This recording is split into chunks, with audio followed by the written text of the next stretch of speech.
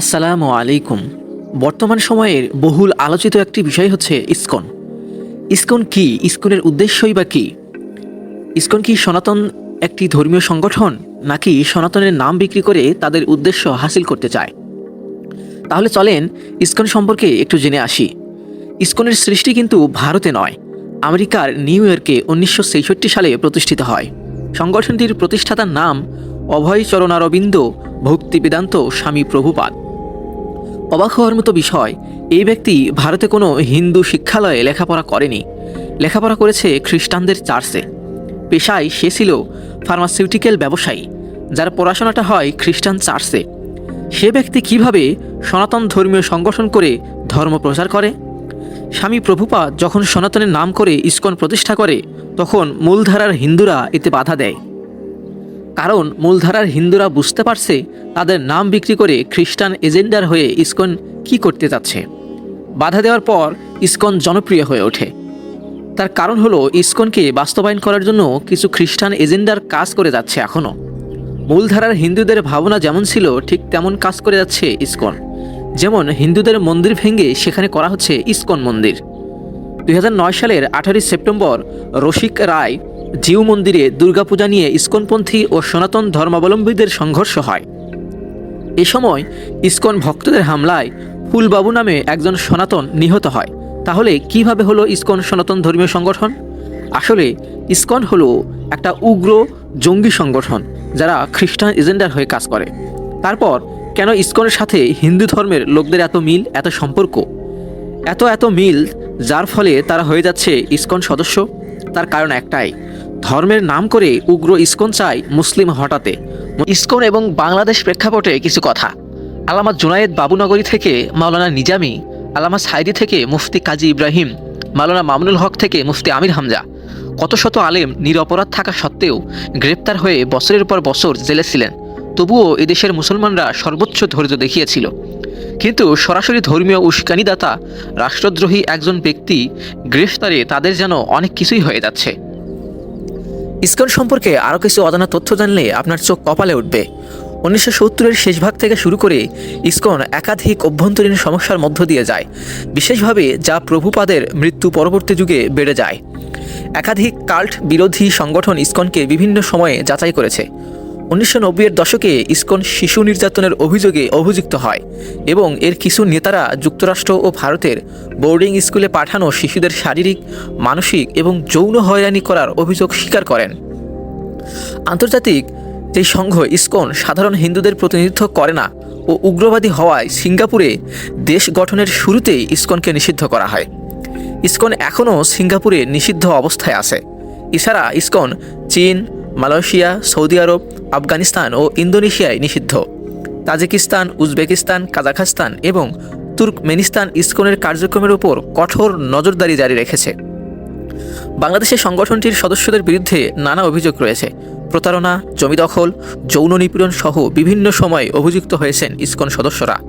এমনকি সনাতন হিন্দুদের জমি দখলে নিচ্ছে ইসকন উঠেছে এমন অভিযোগও। ফলে বাংলাদেশের সনাতন ধর্মাবলম্বীদের অনেকের সাথেই ইসকনের সরাসরি বিবাদে জড়ানোর ঘটনাও ঘটেছে। এছাড়া বাংলাদেশের চট্টগ্রামের ঐতিহ্যবাহী হিন্দু প্রতিষ্ঠান প্রবর্তক সংঘ ইসকনকে প্রকৃত অর্থেই উগ্রবাদী, প্রকৃত অর্থেই ধর্মবিরোধী ও পেশিশক্তি প্রদর্শনকারী বলে উল্লেখ করেছেন।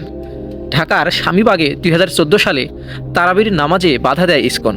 সে সময় হিন্দু মুসলিম সংঘর্ষে বেশ কয়েকজন আহত হয়। পুরো দেশে হিন্দু মুসলিম সাম্প্রদায়িক পরিস্থিতি বিরাজ করে। 2016 সালে সিলেটে ইসকন মন্দির থেকে পার্শ্ববর্তী মসজিদের মুসল্লিদের উপর গুলিবর্ষণের ভিডিও ছড়িয়ে পড়ে। এ সময় ইসকনিদের হামলায় ডজনখানিক মুসল্লি গুরুতর আহত হয়। ইসকনের বিরুদ্ধে স্ট্যাটাস দেওয়ায় 2016 সালে খুন হয় সিলেটের এক মসজিদের ইমাম।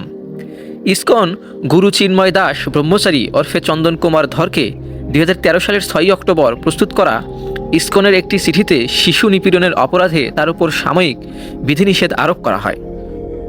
যদিও পরে সাংগঠনিক শৃঙ্খলা ভঙ্গের দায়ে ইসকনের যাবতীয় কার্যক্রম থেকে চট্টগ্রামের পুণ্ডরিক ধামের অধ্যক্ষ চিন্ময় কৃষ্ণ দাস, প্রবর্তক শ্রীকৃষ্ণ মন্দিরের অধ্যক্ষ লীলারাজ গৌরদাস ও সদস্য স্বতন্ত্র গৌরাঙ্গ দাসকে অব্যাহতি দেওয়া হয়েছে বলে জানান ইসকনের সাধারণ সম্পাদক চারুচন্দ্র দাস। 2024 সালের নভেম্বরে রাষ্ট্রদ্রোহের মামলায় চিন্ময় দাসকে গ্রেফতার করা হয়, যা কিছুদিন আগের ঘটনা, এবং দেশ জুড়ে এর প্রতিবাদে বিক্ষোভ হয়। পরবর্তীতে 24 সালের 27শে নভেম্বর চট্টগ্রাম শহরে তার জামিন আবেদন নামঞ্জুর করে কারাগারে পাঠানোর নির্দেশ দিলে চিন্ময় কৃষ্ণের অনুসারীদের সাথে পুলিশের সংঘর্ষের মধ্যে সাইফুল ইসলাম আলিফ নামের একজন সরকারি কৌশলীকে পিটিয়ে বা কুপিয়ে হত্যা করা হয়। এ সময় আদালত এলাকার মসজিদ সহ বেশ কয়েকটি স্থাপনা ভাঙচুরের ঘটনা ঘটে। এর সাথে ইসকনের সংশ্লিষ্টতার অভিযোগ করা হয়, যা ইসকন পৃথক বিবৃতিতে অস্বীকার করে। তারা অস্বীকার করলেও চট্টগ্রামে আইনজীবী সাইফুল ইসলাম আলিফ হত্যাকাণ্ডে 13 জন শনাক্ত হয়েছে। সিসিটিভির ফুটেজ দেখে পরে তাদের মধ্যে থেকে 7 জনকে গ্রেফতার করেছে পুলিশ।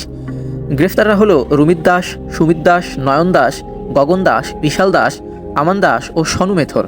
ফুটেজে শনাক্ত অন্যরা হলো বিকাশ দাস 1, অর্জুন দাস, বিকাশ দাস 2, বিজিসি ট্রাস্ট বিশ্ববিদ্যালয়ের আইন বিভাগের 4র্থ সেমিস্টারের ছাত্র শুভকান্তি দাস, সরকারি হাজী মোহাম্মদ মহসিন কলেজের কর্মচারী কৃষ্ণ দাস ও বুঞ্জা মেথর। তাদের মধ্যে বিকাশ দাস 1 ও বুঞ্জা মেথরকে হত্যাকাণ্ডের হোতা হিসেবে চিহ্নিত করেছে পুলিশের বিভিন্ন তদন্ত সংস্থা। বিকাশ বান্ডেল সেবক কলোনির হরিজন সম্প্রদায়ের সর্দার জগন্নাথ দাসের ছেলে। এই ঘটনায় বিজিসি ট্রাস্ট বিশ্ববিদ্যালয় কর্তৃপক্ষ শুভকান্তি দাসকে সাময়িক বহিষ্কার করেছে। সিসিটিভি ফুটেজে দেখা যায় সিলভার রঙের হেলমেট, কমলা রঙের টি শার্ট ও কালো প্যান্ট পরা রামজা হাতে এক যুবক এবং লাল হেলমেট, নীল রঙের টি শার্ট ও জিন্স পরা বটি হাতে আরেক যুবক আইনজীবী আলিফকে কোপাচ্ছে। পুলিশ বলছে প্রথম জন বিকাশ দাস, দ্বিতীয় ব্যক্তি বুঞ্জা মেথর। তাদের গ্রেপ্তারে অভিযান অব্যাহত রয়েছে। তদন্তের সঙ্গে জড়িত পুলিশের এক কর্মকর্তা বলেন, বিকাশ ও বুঞ্জাকে ধারালো অস্ত্র হাতে দেখা গেছে। জগন্নাথের 3 ছেলেই ঘটনার সঙ্গে জড়িত। মহসিন কলেজের কর্মচারী কৃষ্ণও ঘটনাস্থলে উপস্থিত ছিল।